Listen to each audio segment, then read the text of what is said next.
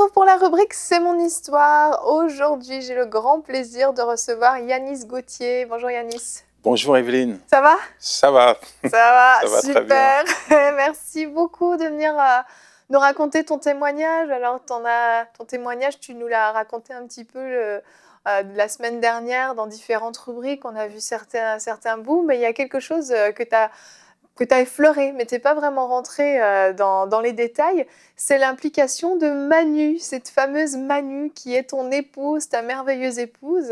Et pourquoi tu as choisi de nous parler de ta femme aujourd'hui? Parce qu'on m'invite souvent pour partager ma vie. Et je suis ce que je suis parce que Dieu a utilisé mon épouse pour me parler. Et finalement, Manu, c'est peut-être le cœur même de mon témoignage. Parce que sans elle, je ne sais pas si je serais ce que je suis aujourd'hui. Elle a été l'instrument de Dieu. Vraiment. Vraiment. Et pourtant, ça n'a pas été facile. Lorsqu'on s'est rencontrés, c'était... voilà, je vais utiliser un mot que beaucoup emploient, le coup de foudre. Oh. Un coup de foudre, mais pour moi, c'était simplement humain et représentait vraiment la femme idéale. Et j'ai tout de suite vraiment eu... Voilà, j'ai accroché. Et Manu, elle, c'était une personne, voilà, une vingtaine d'années, la vie devant elle, sans problème. Et bon, je ne sais pas si j'avais les qualités requises pour lui plaire, mais en tout cas, je lui ai plu. Tant mieux. Et il y a une relation qui s'est établie, mais je pense que si on lui avait dit ce qu'elle allait vivre, elle aurait dit non, c'est pas possible. Ce gars que j'ai rencontré, il va pas me faire vivre un tel calvaire. Et pourtant. On dit que l'amour est aveugle, parfois il est sourd même. Et elle a peut-être fermé ses oreilles à ce qu'on pouvait lui dire à mon égard, parce que je représentais vraiment pas la personne idéale. C'est ça. L'homme avec qui, en tout cas, elle aurait pu construire sa vie, un mari ou un père ou je ne sais quoi. J'étais, comme les gens disaient en tout cas, une racaille. Une racaille. Le bad boy. Le bad boy. Et je dis souvent, c'est la belle et la bête. Je suis pas une bête, mais... Au début de l'histoire. Ouais, c'était vraiment pas beau. Et puis, on s'est installés ensemble. Moi, c'était la première fois, donc je découvrais une nouvelle vie. Et elle me donnait beaucoup d'amour, beaucoup d'attention, beaucoup d'affection. Elle était proche de moi, elle m'écoutait. Mais je gardais beaucoup de choses en moi parce que je lui ai pas fait montrer tout ce que j'avais vécu, toutes mes blessures. Ça va s'en rendre compte progressivement. Donc le temps va passer, on va avoir 2 enfants, mais les enfants qu'on a ensemble, elle a une maman, mais elle est aussi le papa des enfants, parce que moi je suis un père absent, et d'ailleurs plusieurs fois je vais quitter le foyer, je vais la laisser seule pour vivre ma vie. Ma vie, c'est les sorties, c'est les boîtes de nuit, c'est l'alcool jusqu'au petit matin, la drogue, les potes, c'est ma priorité, tout ça. Et elle subit, elle commence à subir. Elle subit, mais elle a les enfants, donc elle a quelques années de plus que moi, elle a une vision un peu plus mature sur la vie. Elle veut que je sois un père. Et oui, on a 2 enfants, on va construire ensemble, mais moi j'ai un marteau dans les mains. Je détruis tout, je casse tout, je brise tout. La famille, pour moi, j'en ai pas, donc il n'y a pas de famille. Et en fait, au fur et à mesure du temps, ce qu'elle me propose comme vie, ça me fait peur. Ça me fait peur, je rejette cette vie, j'ai pas envie d'être un père, j'ai pas envie d'être un mari, et je me vois pas me caser, aller bosser, rentrer, je suis auprès des enfants, je suis auprès d'elle. C'est pas ça ma vie. Moi, j'ai été habitué toute ma vie à être dans la rue et puis à faire ce que j'ai envie de faire, et on m'impose rien. C'est ça, et toi, t'as pas eu de modèle, t'as pas eu de repère, t'as pas eu d'équilibre familial, donc là, elle te propose quelque chose qui fait écho avec rien du tout dans ta vie, t'as aucune idée de ce que c'est, ce qu'elle te propose, mais tu sais juste que t'en veux pas, finalement. Voilà. Et finalement, cet amour, je le rejette. Je le rejette, et puis je vais malheureusement la traîner dans la boue. À cause de mes bêtises, je vais bien sûr me retrouver en prison pour des vols à main armée, mais elle va être conduite au commissariat, accusée de complicité de vol à main armée. Bref, elle va vivre un véritable calvaire. Et quand on est au plus bas comme ça et qu'il n'y a plus rien, je me retrouve en prison. Elle se retrouve seule, enceinte en plus du troisième, et les 2 enfants en bas âge, toute seule. Je lui ai laissé plein de problèmes. Elle subit beaucoup de choses atroces. Elle est innocente. Et pourtant, je lui ai fait la misère, elle-même plus que ma propre mère, et tout ce que je lui ai renvoyé, c'est mauvais, quoi. Et il y a quelque chose qui va me surprendre parce que je me retrouve dans une cellule. Donc, je mérite d'être en prison. Je ne suis pas innocent, je le sais. Et j'accepte même de faire ma peine. Je vais faire ma peine, je pense que voilà, c'est comme ça. Et il faut que j'endure, il faut que je traverse cette épreuve. Ta peine qui se compte en plusieurs années, quand même. Et ben là, j'encours une peine de 20 ans. C'est ça. Mais je suis préparé à ça, parce que quand on fait ce type de bêtises, on se dit que un jour, ça va arriver. Ça arrive à d'autres, ça va t'arriver. Donc, je me suis préparé psychologiquement à ça. Et puis, quand je suis en prison, je suis seul. Mais seul, j'en ai l'habitude. Ça ne me fait pas peur. Ouais. Par contre, je vais être surpris. C'est qu'il n'y a personne qui vient me voir. Donc, ça, c'est normal. Mais je vais être surpris parce qu'elle décide de venir me voir. On a d'ailleurs une vidéo de ce premier entretien. Vous avez fait une reconstitution de ce premier jour où Manu vient te voir en prison. On peut regarder l'extrait, puis tu pourras le commenter après. D'accord.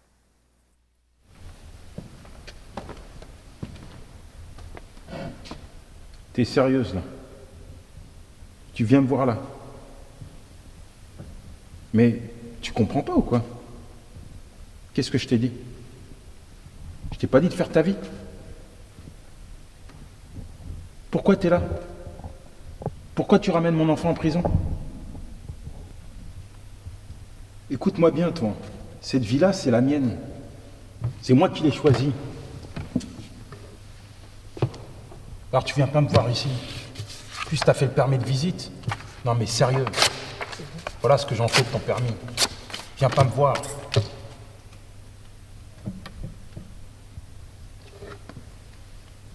Tiens, va voir.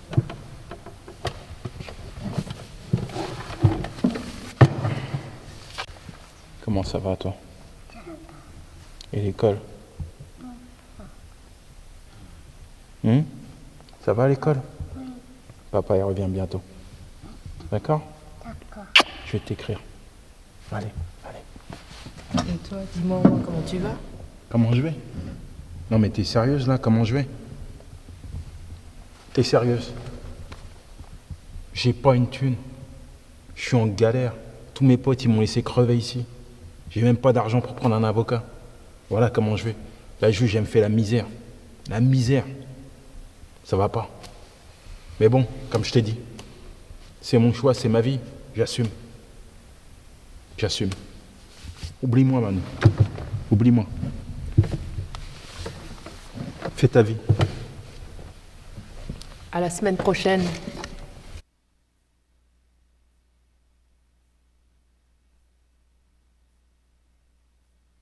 Je suis un mur. Je suis un mur. Je suis mort intérieurement. J'ai pas d'émotion. Et elle me fait peur. Elle me fait peur et j'ai pas envie de souffrir. Je me préserve. Parce que je sais que si j'ouvre mon cœur à Manu, je vais souffrir. Souffrir de son absence, souffrir de la séparation. Et ça, j'ai pas envie.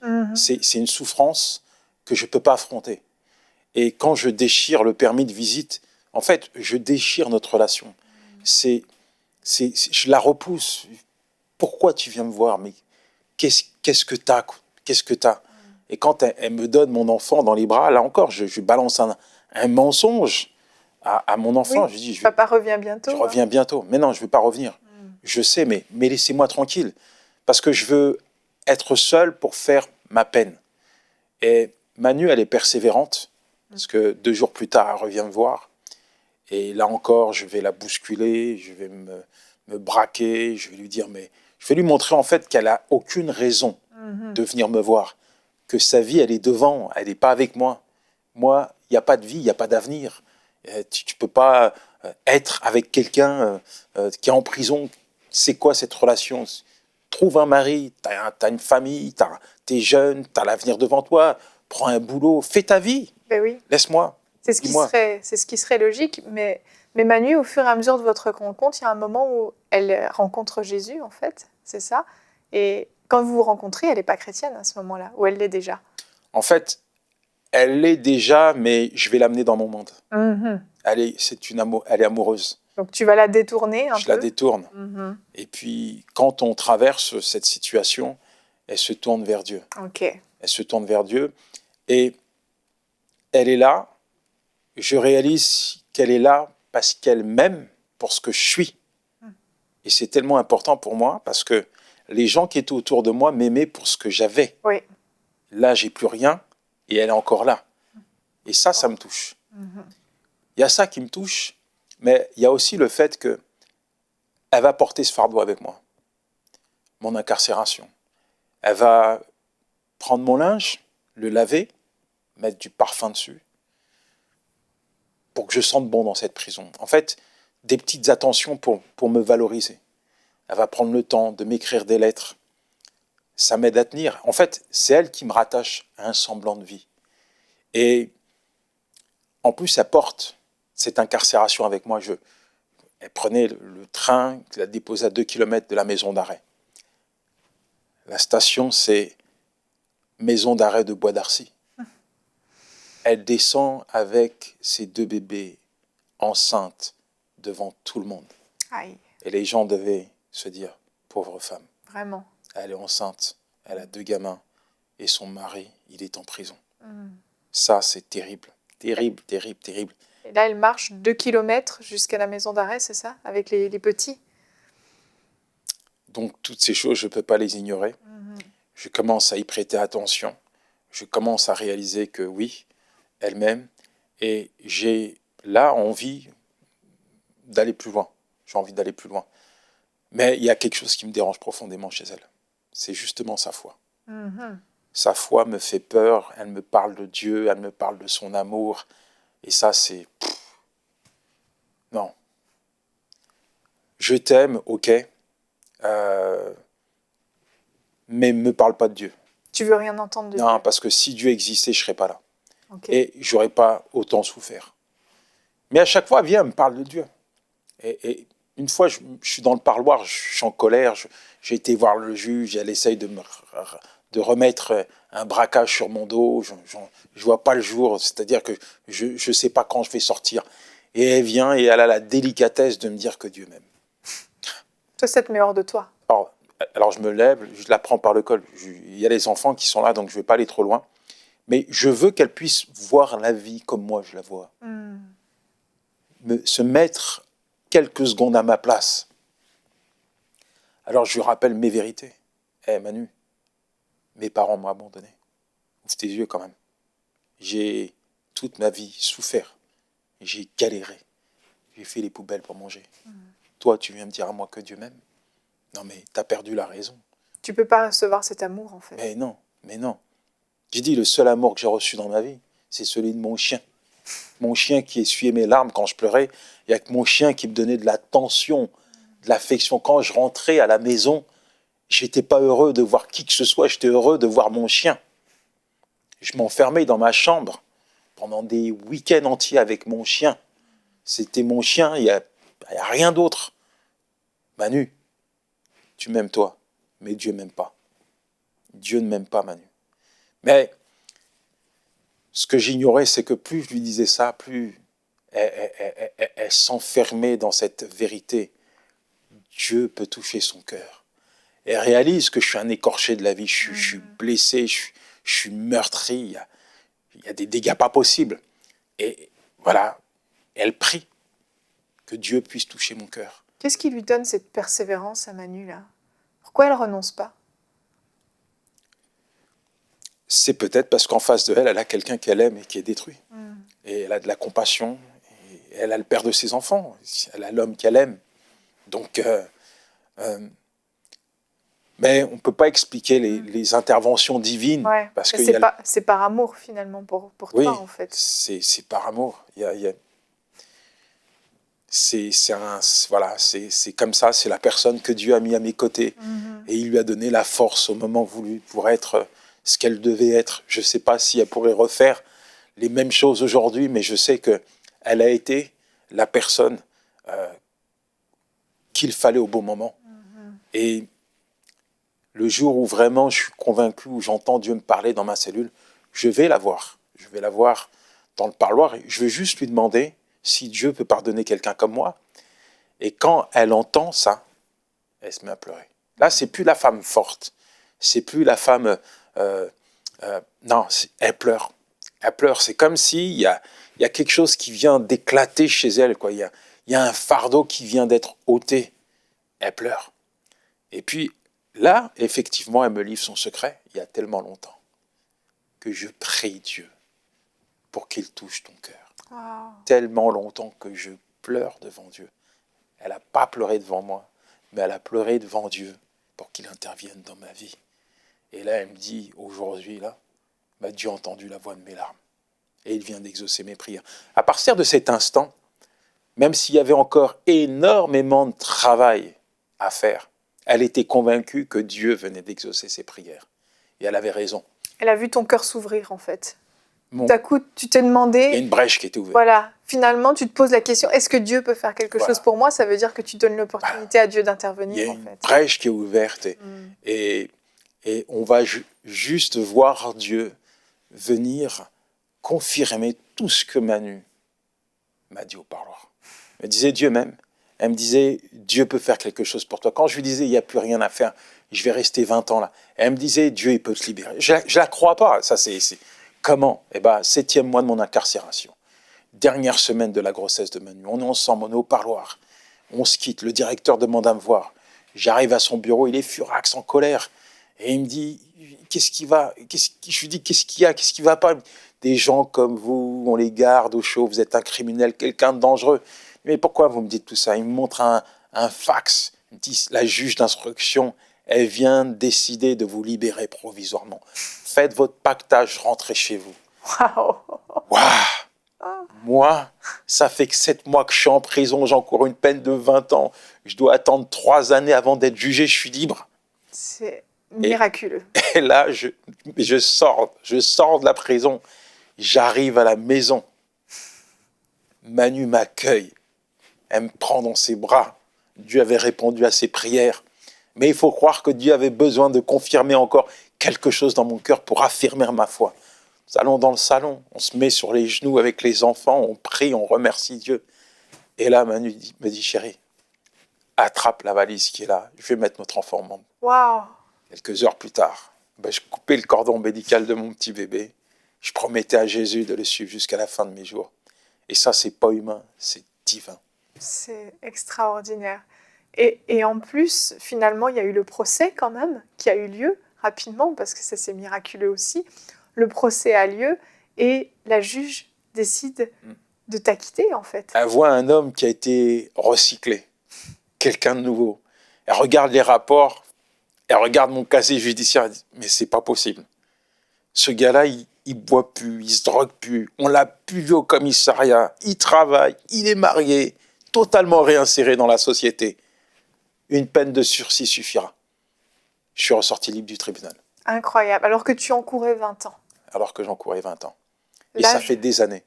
Et je n'ai plus jamais remis les pieds au commissariat. Par contre, en prison, j'y vais toujours. C'est ça, pour aller témoigner. Pour aller témoigner. Plus en tant que détenu, hein, mais en tant que prédicateur de l'évangile. Et ça, c'est juste extraordinaire. C'est extraordinaire. Et ce que je trouve le plus incroyable, c'est la persévérance de Manu dans tout ça. Et vraiment, et qu'est-ce que tu pourrais dire à quelqu'un qui nous écoute, qui prie depuis des années pour la conversion de son mari, de sa femme, de son fils, de sa mère, de son père, peu importe, et de te dire comment tu peux les encourager en fait? Il y a des combats qu'on livre qui sont nos combats. On est armé de la part de Dieu pour combattre pour nos enfants, pour combattre pour notre époux, notre épouse. Et peut-être que vous traversez une situation similaire. Soit vos enfants sont partis de la maison, vous avez envie de les revoir, ils ne sont plus là, ils sont absents. Le téléphone sonne, vous avez peur qu'on vous annonce une mauvaise nouvelle. Ou alors votre mari qui est réfractaire, votre épouse qui se braque contre votre foi. Il ne faut pas lâcher, il faut prier. La Bible dit dans le livre de Jacques, la prière du juste, elle est efficace. Dieu entend chacune de vos prières. Même, le psalmiste disait, Dieu a entendu la voix de mes larmes. Même vos larmes parlent à Dieu. Alors vous pouvez crier à Dieu. Vous pouvez le supplier. et sa main n'est pas trop courte pour venir à votre secours. Dieu a ses temps, il a ses moments, mais quand il intervient, tout change. Amen, amen. Merci Yanis, merci beaucoup et merci Manu. Manu, si vous regardez cette vidéo, je veux vous remercier d'avoir persévéré jusqu'au salut de Yanis parce que la francophonie est au bénéfice de ton salut, de ce que Dieu a fait dans ta vie et on glorifie vraiment Dieu pour ta vie. Merci d'être venu nous raconter ton témoignage. Merci de m'avoir invité.